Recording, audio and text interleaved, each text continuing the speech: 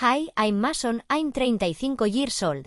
Andy recently found out my own brother stole my identity to buy a luxury sports car, leaving me with $50,000 in debt. Before I tell you about the courtroom showdown that changed everything, let me know in the comments what team AITA were you rewashing from. The day my life fell apart started with a handshake. I shook my head. No, I drive a 2014 Honda Accord. You can see the title in the assets folder. I see the Honda, she said slowly, but I'm looking at a new inquiry and a new open installment loan from 3 months ago. It's for a Porsche Panamera. The principal balance is just over $54,000. The room went silent. The kind of silence where you can hear the hum of the air conditioner and the blood rushing in your own ears. That's impossible, I said. I let out a nervous laugh. That's a mistake. A Porsche? Mrs. Gable, I buy my clothes at outlet stores. I don't drive Porsches. She turned the monitor around. There it was in black and white. A loan originated 90 days ago. Status: 60 days past due. It says here the payments haven't been made for the last 2 months, Mason, she said, her voice dropping a decibel. Your score has tanked. You're down to a 620. With a delinquency this fresh and this large, I can't approve a mortgage. I can't even approve you for a credit card right now. Denied, Elena whispered. I'm sorry, Mrs. Gable said. Standing up to signal the meeting was over. You need to sort this out. If this is identity theft, you have a long road ahead of you. We walked out of the bank into the bright sunlight, but I felt like I was underwater. Elena was crying silently as we got into my rattling Honda. Who would do this? She asked, wiping her eyes. Who has your social security number? Mason? Who has your info? My mind raced. Hackers? A data breach? I was careful. I used two-factor authentication for everything. Then, a sick feeling twisted in my gut. It wasn't a logical thought. It was an instinct, a memory of a conversation from a few months ago. My dad, Robert, calling me late at night. Mason, son, I lost that old file cabinet key. Do you remember your social? I'm trying to update the beneficiary info on my old life insurance policy, just in case something happens to me. I had given it to him. He was my dad. You trust your dad, right? I need to go to my parents' house, I told Elena. Why? We need to go to the police, she said. We will, I said, my knuckles white on the steering wheel. But I need to check something first. My parents lived about 40 minutes away in a suburb that was slightly out of their price range. They were always keeping up with the Joneses, buying things on installment plans and shuffling debt between credit cards. It was the environment I ran away from. As I turned onto their street, my heart was hammering against my ribs like a trapped bird. I was praying I was wrong. I was praying that I would pull into their driveway and see their old SUV and maybe my brother Carter's rusted pickup truck. I turned the corner, and there it was, parked right in the middle of the driveway, gleaming under the afternoon sun, was a black Porsche Panamera. It looked like a spaceship compared to the modest ranch house behind it. It had custom rims. It was washed and waxed. I didn't even park the car properly. I slammed the gear shift into park and jumped out, leaving the door open. Elena stayed in the car, too shocked to move. My brother, Carter, was standing in the open garage. He was holding a microfiber cloth, lovingly wiping a smudge off the driver's side door. Carter is 3 years younger than me. He's always been the golden child, the one who needed extra help, the one who had potential but just bad luck. He looked up as I stormed up the driveway. He didn't look guilty. He looked proud. He spun the Porsche key fob on his finger. Hey, big brother, he shouted, grinning. I was wondering when you'd swing by. Pretty sweet ride. Huh? I finally upgraded. I stopped 3 feet from him. I could smell the tire shine. The red haze of rage was so thick I could barely see him. You bought this, I said, my voice shaking. You bought this under my name. Carter's smile didn't falter. He shrugged, looking incredibly relaxed for a man who had just committed a felony.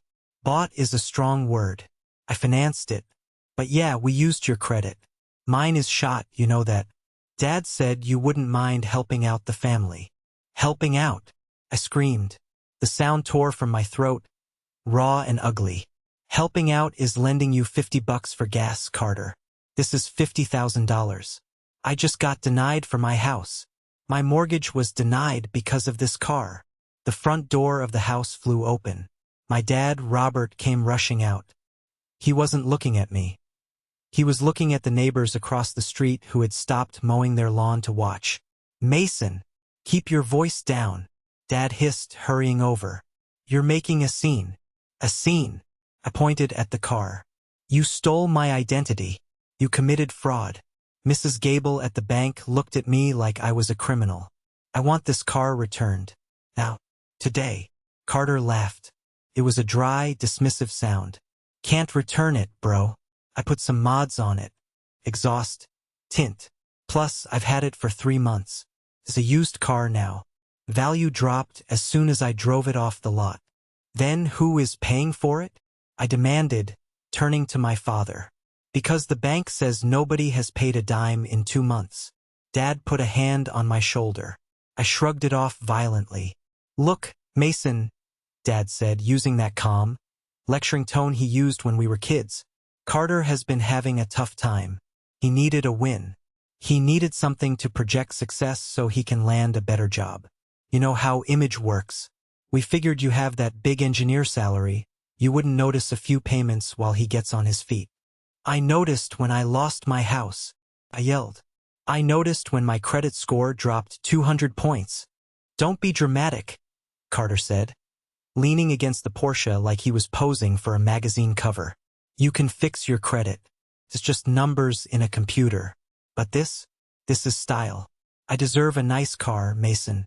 I've been driving junk my whole life while you sit in your air-conditioned office. I deserve, I repeated, stunned by the entitlement. You stole my name. We borrowed it, Dad corrected. And we didn't tell you because we knew you'd be selfish about it. You've always been tight with money, Mason, hoarding it away while your brother struggles. I looked at them, really looked at them. My father, with his mix of arrogance and desperation. My brother, a 32-year-old man acting like a spoiled teenager. They didn't see a crime. They saw a resource. I wasn't a son or a brother to them. I was a credit line. Give me the keys, I said, holding out my hand. I'm taking the car, and I'm surrendering it to the bank. Carter closed his fist around the fob and shoved it into his pocket. No way. This is my car. I'm the one driving it. You try to take it, and I'll report it stolen. It's in my name, I shouted. Possession is 9/10 of the law, Carter sneered, repeating something he probably heard in a movie. Mason, please, Dad pleaded, stepping between us. If you take the car, you humiliate him. He's got a date tonight. He's finally feeling confident. Don't ruin his future over a misunderstanding. We can work out a payment plan. I'll make sure he pays you back. Just don't go to the bank. Don't go to the police. I looked at the Porsche. I looked at my dad's pleading eyes, begging me to once again set myself on fire to keep Carter warm. I'm not working out a payment plan, I said, my voice deadly quiet.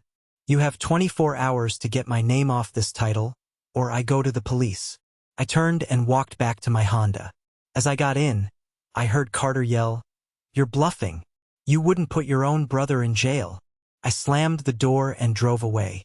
But as I watched them in the rearview mirror, Dad comforting Carter, patting him on the back as they admired the stolen car, I realized something terrifying. They were right. They thought I was bluffing. They counted on my guilt. They counted on family. But they didn't know that the Mason who paid for everything was dead. The Mason who drove away that day was someone else entirely. The drive back to our apartment was silent for the first 10 minutes. Elena was staring out the window, her hand resting on her stomach. We hadn't told anyone yet, but we were trying for a baby. That house wasn't just walls and a roof. It was supposed to be the nursery. It was supposed to be the start of our family. He said he deserves it, Elena said softly, breaking the silence. She sounded more confused than angry. How can someone justify theft by saying they deserve it? Because he's never faced a consequence in his life, I replied, my grip tightening on the wheel. Because every time he falls, my dad is there with a pillow. My mind flashed back to college. I was a junior working 2 jobs, one at the library, one waiting tables to pay my tuition. Carter was a freshman. He had called me at 2 a.m. crying hysterically. He had gotten involved with a bookie on campus. He owed $2,000. If he didn't pay, they were going to break his legs, or at least that's what he said. I had $3,000 in my savings account. It was my freedom fund. It was the money I was saving to move out of the dorms and get my own place. I remembered calling Dad. "You have the money, Mason," Dad had said over the phone. "Be the bigger man. He's your little brother. If he gets hurt, that's on your conscience. Money comes and goes, but family is forever." So I paid it. I handed over an envelope of cash in a dark parking lot to some guy named Snake. Carter hugged me, promised to pay me back. He never did. Dad never brought it up again. And 6 months later, Carter dropped out of college anyway because he didn't like the vibe. That was the pattern, the dynamic. I was the safety net. Carter was the trapeze artist who refused to practice. "Not this time," I muttered to myself. When we got home, I went straight to my laptop. I logged into Credit Karma, Equifax, TransUnion. I needed to see the full extent of the damage. What I found made me physically ill. It wasn't just the Porsche. There was a credit card opened 4 months ago. Capital One Venture. Limit, $10,000. Balance, $9,850. There was another one, Chase Sapphire. Limit, $15,000. Balance, $14,200. I clicked on the transaction history for the Capital One card. It was a diary of Carter's life of luxury. $400 at Elite Tint and Sound. $1,200 at VIP Rim Shop. $300 dinners at steakhouses. Gas station charges. Ticketmaster purchases for front row concert seats. He was financing his entire lifestyle on my credit. He wasn't just buying a car. He was living a completely different life, wearing my name like a stolen suit. He maxed them out, I told Elena, pointing at the screen. He opened these cards right after Dad asked for my social security number. Dad must have given him the number immediately. "Mason," Elena said, her voice serious, "this is over $25,000 in credit card debt on top of the car. This is grand larceny. This isn't a family dispute anymore." My phone buzzed. It was a text from Dad. Message: "Mason, calm down. Let's meet for dinner tomorrow. Just us men. We can figure this out. Don't do anything rash. Mom is crying her eyes out thinking you hate us. The manipulation. The guilt. Mom is crying." He knew exactly which buttons to press. I didn't reply. Instead, I started printing. I printed every statement, every transaction. I highlighted the dates. I created a physical file. The engineer in me took over. If I was going to war, I needed data. The next morning, I didn't go to work. I called in sick. I couldn't focus on code when my life was being deleted. I went to the dealership listed on the loan documents, Miller's Luxury Auto. It was a flashy place on the other side of town, the kind of dealership that has giant inflatable gorillas on the roof and plays techno music in the showroom. I walked up to the reception desk. "I need to speak to the manager. My name is Mason, and apparently, I bought a car here 3 months ago." The manager, a guy named Rick with too much hair gel and a tie that was too wide, came out. "Mr. Mason," he beamed, extending a hand. "How's the Panamera treating you? That beast is a beauty." I didn't shake his hand. "I've never been here before, Rick. I didn't buy that car. My brother did, using my information." Rick's smile froze. He looked around the showroom to make sure no other customers were listening. "Whoa, hold on. We have signed paperwork. We checked ID. Everything was legit." "Show me," I said. "Show me the copy of the driver's license you have on file." Rick hesitated, then led me to his office. He pulled the file. He slapped a photocopy on the desk. Right there. Mason. Your ID. I looked at the paper. It was a photocopy of a driver's license. The name was mine. The address was my parents' house, my old address.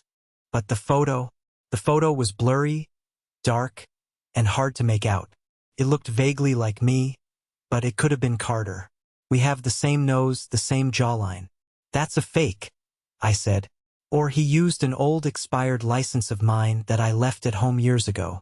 Did you check the hologram? Did you hold the physical card? Look, buddy, Rick said, crossing his arms, his friendly demeanor vanishing. The guy came in, he had the license, he had the social, he had the cosigner info. Cosigner, I interrupted. What cosigner? Rick flipped a page. Yeah, the primary borrower needed a cosigner because the income verification was a little shaky on the self-employment form. So the father cosigned. Robert. My knees nearly buckled. Dad wasn't just an enabler. He was an active participant. He had come to the dealership with Carter. He had signed the papers next to Carter, watching him forge my signature. Dad had legally bound himself to the fraud, but he used my credit as the primary leverage to get the interest rate. So my father was here, I whispered. Yeah, nice guy, Rick said. Talked about how proud he was of his son buying his first Porsche. Proud. He was proud of the theft. Rick, I said, standing up, I'm going to need copies of all of this, because I'm filing a police report. You leave me out of this, Rick warned. We did our due diligence. If you guys have a domestic squabble, keep it at the dinner table. I took photos of the documents with my phone before Rick could snatch them away. As I walked out of the dealership, the sun felt too bright, too harsh. I drove to my parents' house again. This time, I didn't park in the driveway. I parked on the street. The Porsche was gone. Carter was out spending my money.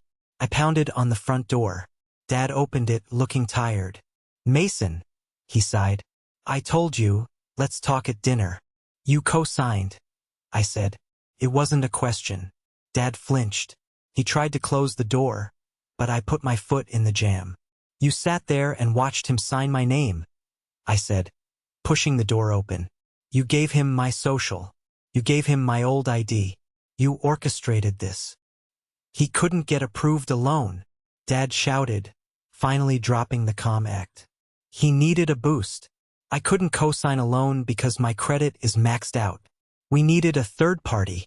It was just on paper. Mason, he was supposed to make the payments. But he didn't. I screamed. He hasn't paid a cent. And now I am on the hook. He's going to pay, Dad pleaded, grabbing my arm. He just got a lead on a job selling insurance. He needs the car to look professional. Mason, please, if you report this, they'll charge him with forgery. They'll charge him with identity theft. That's a felony. Do you want your brother in prison? Do you want him to be a convict? I want my life back, I yelled. I want my house. I want my credit score. We can fix the credit, Dad said desperately. I'll take out a second mortgage on this house. I'll pay off the arrears. Just give us time. Don't destroy the family over money. You already destroyed the family, I said, pulling my arm away. You chose him. You chose the thief over the son who did everything right. He needs me more than you do, Dad shouted, tears streaming down his face. You're strong, Mason. You always survive. Carter is weak. If I don't help him, he sinks. Why can't you understand that? Because you're drowning me to keep him afloat, I said coldly. I turned to leave, and that's when I saw the mail on the hallway table. A letter from an insurance company. Geico. Addressed to Mason. I grabbed it. Don't touch that, Dad yelled. I ripped it open. It was a claim denial. Dear Mason, regarding the accident on May 12th involving the 2021 Porsche Panamera, he crashed it. I looked up at Dad. He crashed the car? Dad looked at the floor. Just a fender bender. He hit a pole backing out of a club. He tried to claim it, but, well, the policy had lapsed because he missed the payment. So the car was damaged. The payments were missed. The credit cards were maxed. and my dad was still standing there, asking me to wait. "I'm done," I said. "Tell Carter to enjoy the ride. It's going to be his last one for a long time." I went home and did what I should have done immediately. I went to identitytheft.gov. I filled out the affidavit. I clicked submit. Felt like pulling a trigger. Next, I called the credit bureaus. "I am a victim of identity theft. I placed a fraud alert on my file. I froze everything.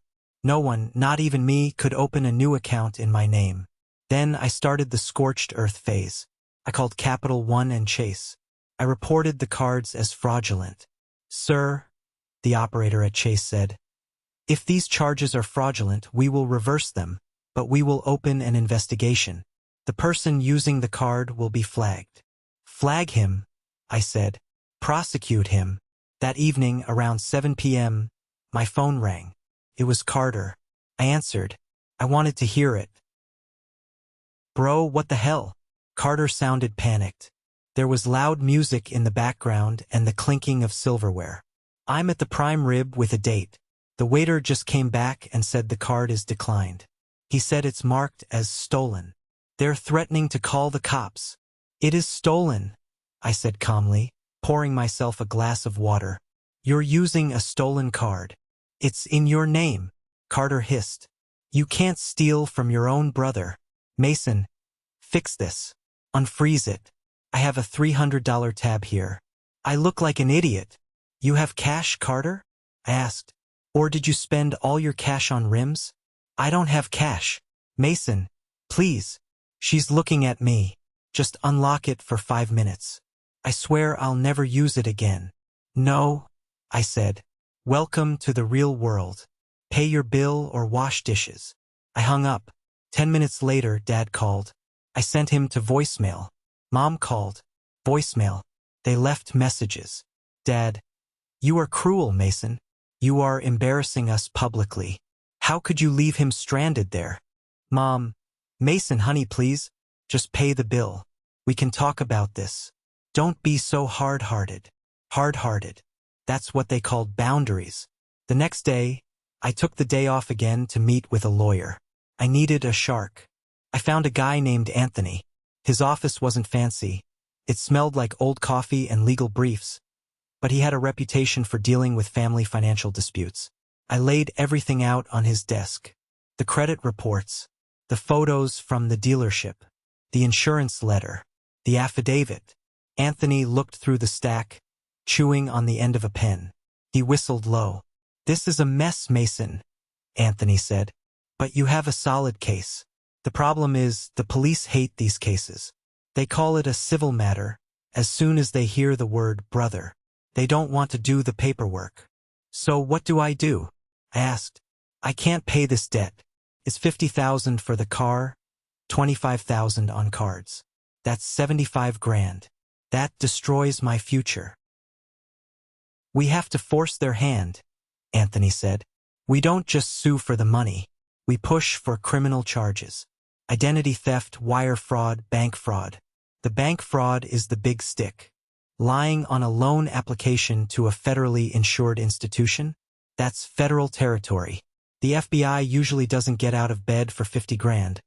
But the local DA might be interested if we package it right." "My dad co-signed," I said. "Will he go to jail?" Anthony looked at me over his glasses. "He was an accomplice. He facilitated the fraud. If we drop the hammer, it falls on everyone in the blast radius. Are you ready for that?" I thought about the house I couldn't buy. I thought about Elena's tears. I thought about Carter eating steak while I ate leftovers. "I'm ready," I said. "Good," Anthony said. "First step. We send a demand letter. Formal notice. Return the vehicle immediately or face prosecution. Sometimes the threat is enough to wake them up." We sent the letter via courier that afternoon. 2 hours later, the escalation reached my front door. I was in the kitchen making dinner when I heard pounding on the door. Violent pounding. The kind that makes the frame shake. "Mason, open this damn door." It was Dad. Elena gasped, dropping a spoon. "Don't open it." "I have to," I said. "If I don't, they'll break it down." I opened the door. but I kept the chain locked. Dad was there, red-faced, veins bulging in his neck.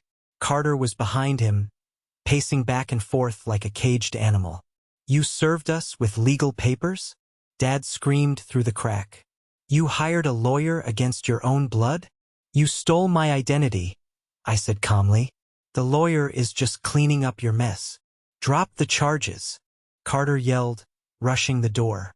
He kicked the wood. "Drop it. You're ruining everything. I have a life, Mason."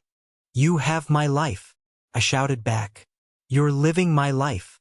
I'm not leaving until you call that lawyer and cancel everything." Dad roared. "You ungrateful brat. After everything I did for you, I put a roof over your head. And now you're trying to take the roof over mine," I retorted. "If you don't drop this," Carter spat, his face pressed against the crack, eyes wild, "I'll tell the police you gave me permission. I'll tell them it was a gift. It's your word against ours. And Dad will back me up. 2 against 1, Mason. Who are they going to believe?" I looked at Dad. I waited for him to correct Carter, to say, "No, son, we won't lie under oath." But Dad just stared at me, his eyes cold and hard. "He's right, Mason. If it goes to court, I'll testify that you authorized it verbally. I'll say you wanted to help your brother but changed your mind. The judge will throw it out and you'll be stuck with the debt anyway. So save yourself the legal fees and just pay the damn car." My heart stopped. This was the betrayal, the absolute final knife in the back. My father was willing to commit perjury, to lie in court, to destroy me just to save Carter. "You'd do that," I whispered. "You'd lie to a judge to ruin me?" "I'll do whatever it takes to protect this family," Dad said. "Even from you." "Get off my property," I said, my voice trembling with a mix of rage and grief. "Now, or I call 911. "We're leaving," Dad said, stepping back. "But think about it, Mason.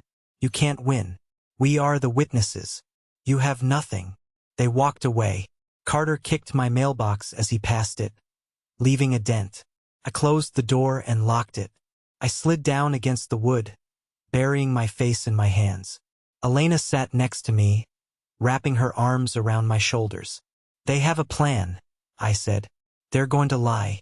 They're going to gang up on me." "Then we need something better than their word," Elena said fiercely. "We need proof that can't be lied away." She was right. I stood up. I went back to my pile of documents. I looked at the dealership paperwork again. The forged signature. I looked closely at the date next to the signature. March 15th. My eyes widened. "Elena," I said, grabbing her arm. "Look at the date. March 15th. "Yeah?" she said. "What about it?" "March 15th, I said, a smile slowly spreading across my face. "Where were we on March 15th?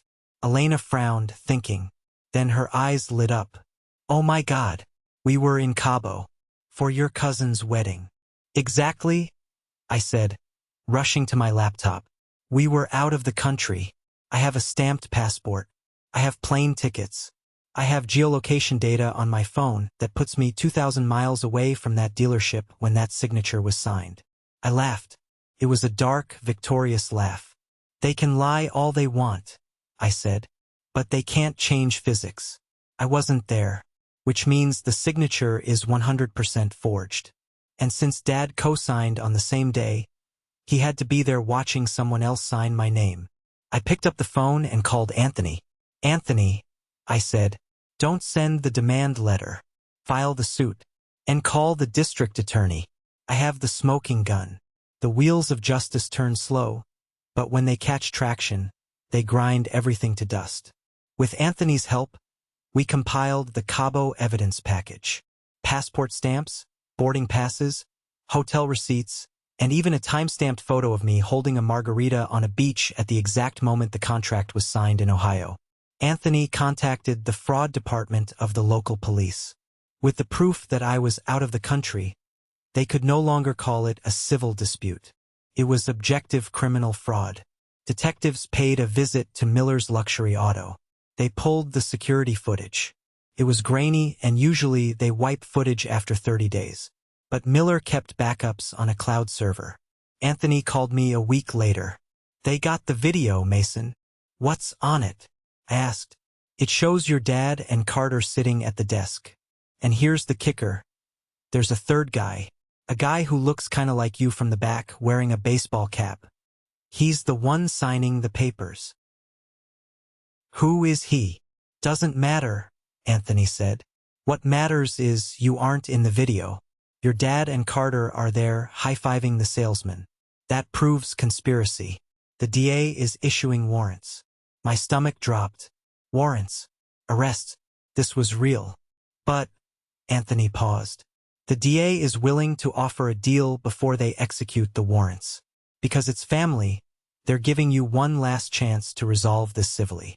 If Carter surrenders the car and accepts full liability for the debt, and Dad admits to the co-signing fraud, they might drop the felony charges to misdemeanors or probation. Do you want to offer them that off-ramp? I thought about it. I thought about Carter in a jumpsuit. I thought about Dad. Despite everything, the guilt was still there, programmed into me since birth. Okay, I said. One last chance. Set up a meeting. We met at Anthony's office. Neutral ground. Dad and Carter showed up looking defiant. They didn't have a lawyer. They were too arrogant for that. They thought they were coming to bully me into submission again. This is ridiculous, Dad huffed, sitting down without shaking hands. Dragging us here. Mason, I told you if you go to court we will testify. Stop, Anthony said, raising a hand. He didn't yell. He just projected authority. Before you say another word, Robert, I need to remind you that anything you say here can be used against you. And I strongly suggest you look at this. Anthony slid a tablet across the table. On the screen was the security footage from the dealership. Dad went pale. Carter stopped chewing his gum. And this? Anthony said, sliding the photo of me in Cabo on top of the tablet. Mason was in Mexico when this video was taken. So, Robert, if you testify that Mason was there, you will be committing perjury. And since we have this video, you will be caught immediately. That's 5 years in prison for perjury alone. The room was deadly silent. You could hear the hum of the hard drive on Anthony's computer. Now, Anthony continued, leaning forward. Here is the situation.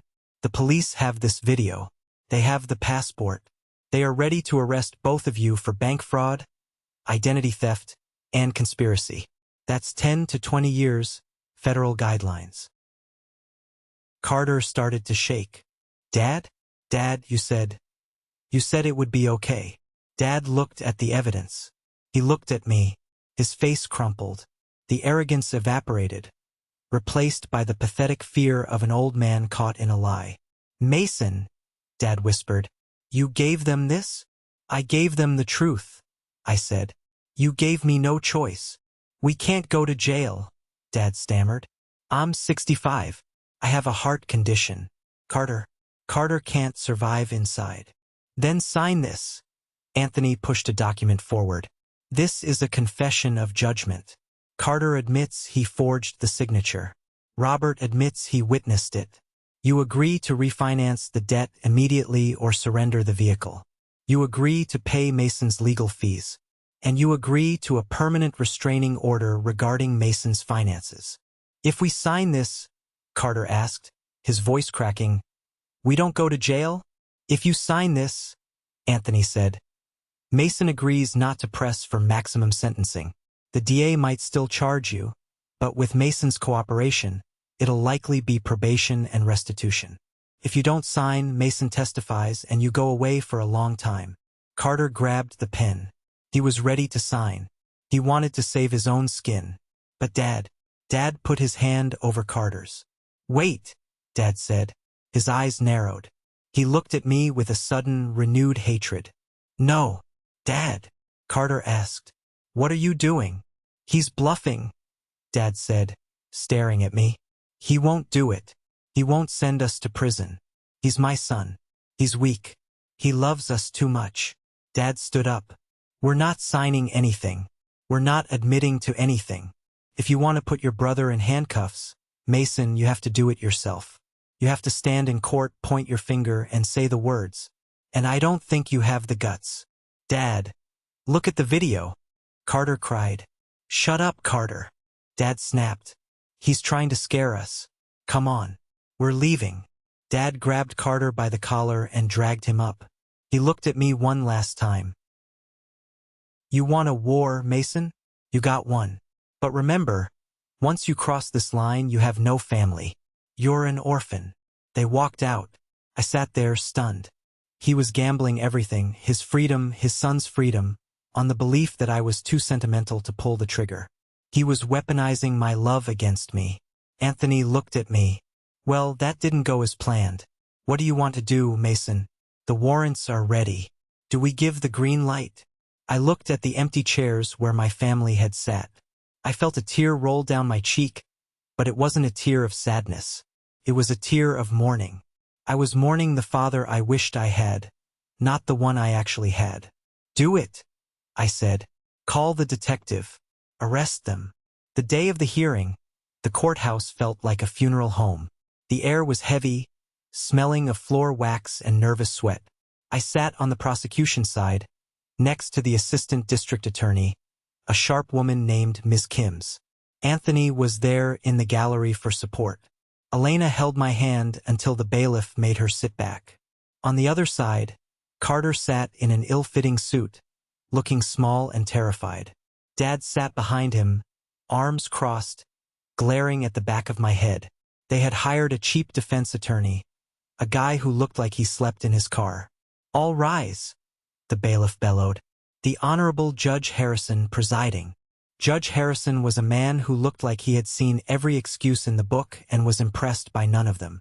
He sat down, adjusted his glasses, and looked at the file. Case number 49201. State versus Carter Jenkins and Robert Jenkins. Charges: identity theft, bank fraud in the first degree. The defense attorney stood up. Your Honor, we move to dismiss. This is a family dispute. My clients contend that the victim, Mason Jenkins, gave verbal authorization for the vehicle purchase and is now reneging due to a personal disagreement. Verbal authorization for a written contract? Judge Harrison raised an eyebrow. Is that your defense? Yes, Your Honor. It happens in families all the time. State. The judge looked at Ms. Kimms. Ms. Kimms stood up. Your Honor, the state has evidence that proves verbal authorization was impossible, and physical presence was impossible. She played the Cabo video. She showed the passport stamps. The victim was in Mexico, Your Honor, Ms. Kimms said. Yet his signature appears on a document signed in Ohio. Unless Mr. Jenkins has discovered teleportation, this is forgery. The courtroom murmured. Dad shifted in his seat. Defense? The judge asked. The defense attorney loosened his tie. Well, perhaps the date on the contract was a clerical error. Perhaps he signed it before he left. We have the security footage, Ms. Kim said, dropping the hammer. The video played on the court monitors. Dad, Carter, and the mystery man in the baseball cap. The mystery man signed the papers. Dad shook his hand. Carter clapped. There was no sound in the video, but the image screamed guilt. Judge Harrison watched it. He paused it on the frame where Dad was shaking the forger's hand. Mr. Robert Jenkins, the judge said, his voice deep and rumbling. Stand up. Dad stood up, his legs shaking slightly. Yes, Your Honor? Is that you in the video? Dad hesitated. He looked at me. He looked for a way out. It resembles me. It is you, the judge snapped. You are witnessing a forgery. You are facilitating a fraud against a bank. Do you understand that by co-signing this fraudulent loan, you made yourself party to a federal crime? I was just helping my son. Dad blurted out. Mason has so much. He has a good job. He has good credit. Carter has nothing. It wasn't fair. I just leveled the playing field. Leveled the playing field? The judge looked furious. By stealing. It's not stealing if it's family, Dad shouted. It's sharing. A gasp went through the courtroom. Even Carter looked at Dad like he was crazy. Mr. Jenkins, the judge said, his voice icy. The law does not recognize sharing regarding social security numbers and credit histories without consent. What you describe is not parenting. It is predation. You cannibalized one son to feed the other. The judge turned to Carter. And you drove a $50,000 car while your brother couldn't get a mortgage. You ate steak dinners on his credit card. You stood in my court and pled not guilty. I didn't mean to hurt him, Carter stammered. I just wanted to be someone. You are someone, the judge said. You are a felon. The judge slammed his gavel. I find the defendants guilty on all counts, but I am adding a special circumstance. This was a violation of trust. Carter Jenkins, I am sentencing you to 3 years in state prison. However, I will suspend all but 6 months, contingent on full restitution. You will serve 6 months in county jail, effective immediately. Carter let out a sob. Robert Jenkins, the judge continued, for your role as the mastermind and enabler, I am sentencing you to 1 year of house arrest and 5 years of probation. You are also jointly liable for the restitution of $78,000, covering the vehicle depreciation, the credit card debt, and the legal fees. House arrest. Dad slumped. But my bridge club, my reputation. You should have thought about your reputation before you forged your son's name, the judge said. Bailiff, take Mr. Carter Jenkins into custody. 2 officers moved toward Carter. He panicked. Mason, Carter screamed, turning to me. Mason, help me. Don't let them take me. I'm sorry. I'll sell the car. I'll do anything. Mason. I sat there, frozen. Every instinct in my body screamed to jump up, to say, stop. I forgive him. That was my programming. That was the button Dad had installed. But then I looked at Elena. I thought about our future child. If I saved Carter now, he would do this to my child in 20 years. I stayed seated. I looked Carter in the eye and did nothing. The officers handcuffed him. The clicking sound of the cuffs was the loudest thing I had ever heard. Carter was wailing now, a raw animal sound. Dad was shouting at the judge, calling it a travesty. It was chaos. It was ugly. But for the first time in my life, the chaos wasn't mine to fix. The courtroom cleared out slowly. I stayed in my seat until almost everyone was gone. Dad was waiting for me in the hallway. He wasn't in cuffs yet. His house arrest processing was scheduled for later, but he looked like a broken man. Or rather, a man whose mask had finally shattered. I walked out with Elena. I tried to walk past him, but he stepped in front of me. Are you happy? He spat. His voice was venomous. You put your brother in a cage. You destroyed this family. I didn't put him there, I said, my voice steady. You did. You taught him that rules don't apply to him. You taught him that I exist only to serve him. Today, the world taught him otherwise. You are dead to me, Dad said. Don't come to my funeral. Don't call your mother. You have no father. I haven't had a father in a long time, I replied. I had a liability. I walked past him. He didn't follow. We went to the impound lot that afternoon. The police had seized the Porsche. It was dusty now, sitting next to a wrecked minivan. It didn't look luxurious anymore. It just looks like a piece of metal that had cost me my relationship with my family. Mr. Jenkins? The tow yard operator asked. We need you to sign the release so the bank can repossess it. I signed my name. My real signature. Felt heavy. What happens to it? I asked. Auction, the guy said. It'll sell for maybe 30 grand. You're on the hook for the difference until the restitution comes through. It's okay, I said. I'll pay it. It's the price of freedom. As we drove home, my phone buzzed. It was a notification from Credit Karma. Alert. Dispute resolved. Fraudulent accounts removed. My score hadn't bounced back yet. That would take months, but the bleeding had stopped. I looked at Elena. She was smiling. We can look for houses again in 6 months, she said. Yeah, I said. And this time, the only names on the title will be yours and mine. I realized then that I had lost a brother and a father, But I had saved myself. I had saved my marriage. And I had saved the future of the child we hadn't met yet. It wasn't a happy ending. It was a survival ending. But as I watched the sun go down over the city, I finally felt light. The weight of being the good son was gone. I was just Mason. And for the first time, that was enough. Silence. That is the first thing I noticed about my new life. For 35 years, my life had been loud. It was filled with the noise of my father's lectures, my brother's frantic phone calls, the banging on doors, and the screaming matches about money. But now, 1 year after the judge slammed that gavel down, the silence in my living room was the most expensive luxury I owned. And I earned every second of it. It was a Tuesday morning when the notification popped up on my phone. Experian. Your credit score has updated. I opened the app, my heart doing that familiar little stutter step of anxiety that I hadn't quite shaken yet. I stared at the number, 740. It wasn't the 810 I used to have. It wasn't perfect, but it was green. It was very good. It was mine. It was a score built on 12 months of aggressive recovery, paying down the legitimate debts Elena and I had, and keeping our noses clean. The $50,000 Porsche debt was gone, wiped clean from the record as if the car had never existed.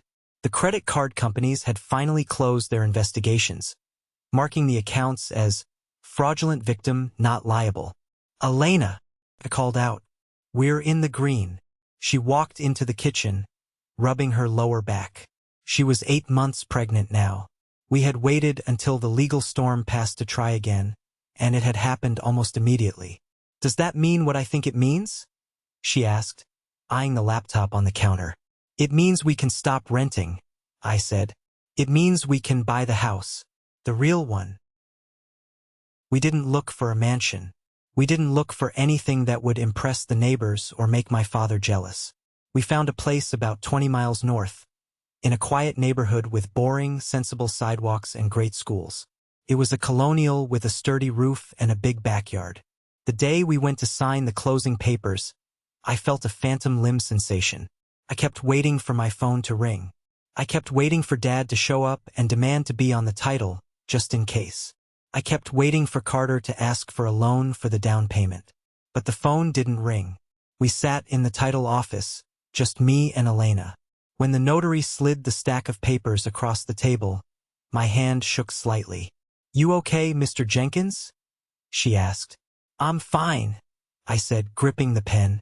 I'm just not used to signing my own name without looking over my shoulder. I signed. Mason Jenkins. No cosigners. No hidden clauses. No family strings attached. Driving away from the closing, we didn't take the Honda. We had finally upgraded. But I didn't buy a Porsche. I didn't buy a BMW or anything that screamed, look at me. I bought a Volvo XC90. It was big, safe, and built like a tank.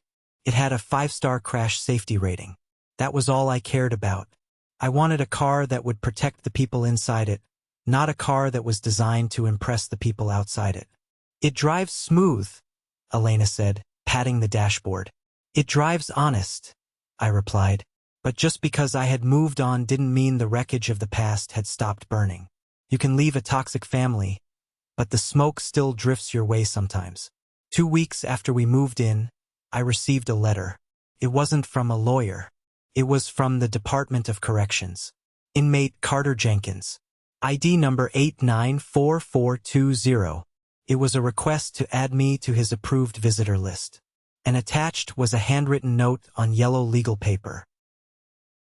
Hey Mason, I know you're probably still mad. I get it. Jail sucks, man. It really sucks.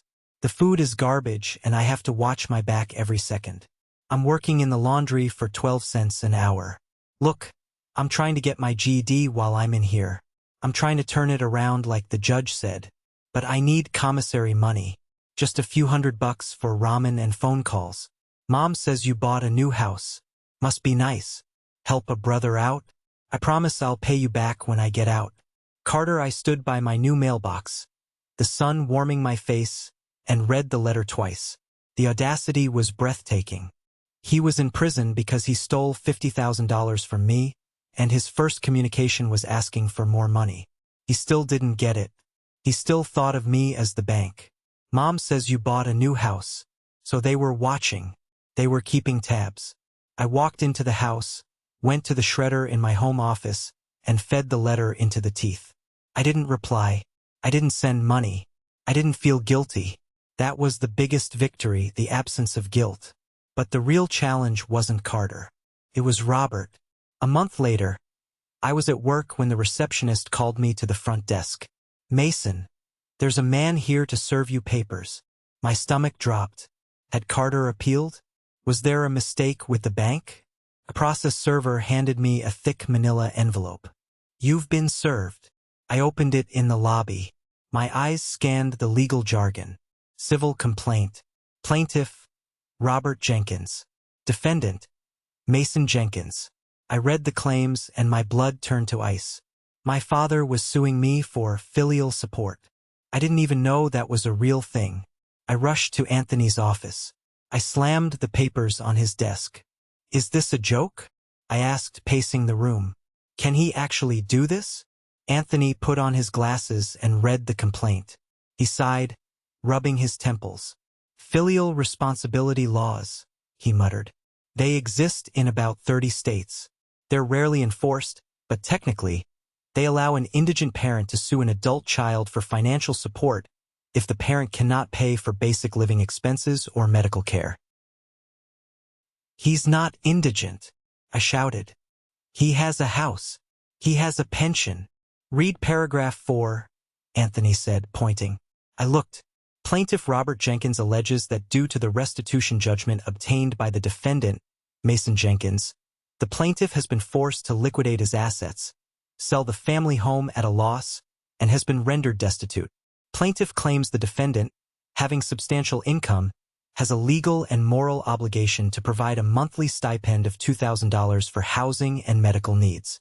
I sat down heavily. The room spun. He's blaming me for his bankruptcy? He's broke because the court ordered him to pay back the money he stole from me, and now he wants me to pay him a monthly salary to exist. It's a Hail Mary pass, Anthony said, his face grim. He's losing the house. The restitution lien we put on it means that when he sells it, the first $78,000 goes to the bank and to you. He won't see a dime of equity. He's desperate. He figures if he sues you, you'll settle just to make him go away. He's counting on your fear of court. I'm not afraid of court anymore, I said. I lived in court. I won in court. Good, Anthony grinned, because this case is garbage. Filial responsibility laws have a massive loophole called the unclean hands doctrine. Basically, if the parent abandoned, abused, or committed crimes against the child, the obligation is void. We have a federal fraud conviction against him for victimizing you. No judge in this country is going to award alimony to a father who stole his son's identity. So why is he doing it? To hurt you, Anthony said softly. This isn't about money, Mason. It's about control. He wants to drag you back into the mud. He wants you to show up, to argue, to acknowledge him. He wants to prove that he can still pull your strings. I looked at the papers. I thought about my dad, sitting in that house alone, Mom probably crying in the other room, drafting this lawsuit with some predatory strip mall lawyer. He was willing to burn his last bridge, to nuke the relationship forever, just to squeeze a few more dollars out of me. File a motion to dismiss, I told Anthony, and file for sanctions. I want him to pay for your time, even if I never collect it. I want it on record that this was malicious. You don't want to call him? Try to talk sense. No, I said. I don't negotiate with terrorists, and that's what he is. He's holding my peace of mind hostage. The court date for the dismissal hearing was set for 3 weeks later. I didn't even have to go. Anthony handled it. He called me that afternoon. It's over, Mason. The judge actually laughed. Not a nice laugh, a scary judicial laugh. He dismissed the case with prejudice, meaning your dad can never file it again. He also lectured your dad's lawyer for 15 minutes about wasting the court's time. And Dad? I asked. Was he there? Yeah, Anthony said. He was there. He looked old, Mason. He looked defeated. He screamed something as he was leaving the courtroom. What did he say? He said, "Tell him he won. Tell him he's got his money, but he's got no father." I accepted that a long time ago, I said. A week later, I heard through a cousin that my parents' house had been foreclosed on. They hadn't been able to sell it in time to beat the bank. They were moving into a small rental apartment on the bad side of town. The Porsche debt, the legal fees, the restitution, it had wiped them out. Their retirement was gone. I felt a pang of sadness. Not guilt. Sadness. It was a tragedy, but it was a tragedy they had written, directed, and starred in. I was just the audience member who walked out of the theater. That night, I sat on my back porch. The Volvo was in the driveway. The house was quiet. Elena was inside, folding tiny clothes. I realized that winning didn't feel like a parade. It felt like relief. It felt like surviving a shipwreck and finally feeling dry land under your feet. I had lost the family I was born into, but I was protecting the family I had chosen. And that trade? I would make that trade every single day for the rest of my life. 3 months later, Isaac was born. He came into the world at 3:14 a.m., screaming his lungs out, tiny fists clenched as if he was ready to fight the world. When the nurse handed him to me, he was wrapped in a standard-issue hospital blanket, weighing 7 pounds and 6 ounces. I looked down at him and the world narrowed to a single point. His eyes were squeezed shut, his face red and wrinkly. He was entirely dependent on me. "Hi, Isaac," I whispered, touching his impossibly small fingers. "I'm your dad." I held him for a long time. I thought about Robert holding me 35 years ago. Did he feel this? Did he feel this overwhelming urge to protect? Or did he look at me and see an investment? Did he see a future cosigner? Did he see an extension of himself that he could use? I swore to Isaac right then and there, "I will never use you. I will never make you responsible for my mistakes. You will never have to fix me." It was a vow of breaking the cycle.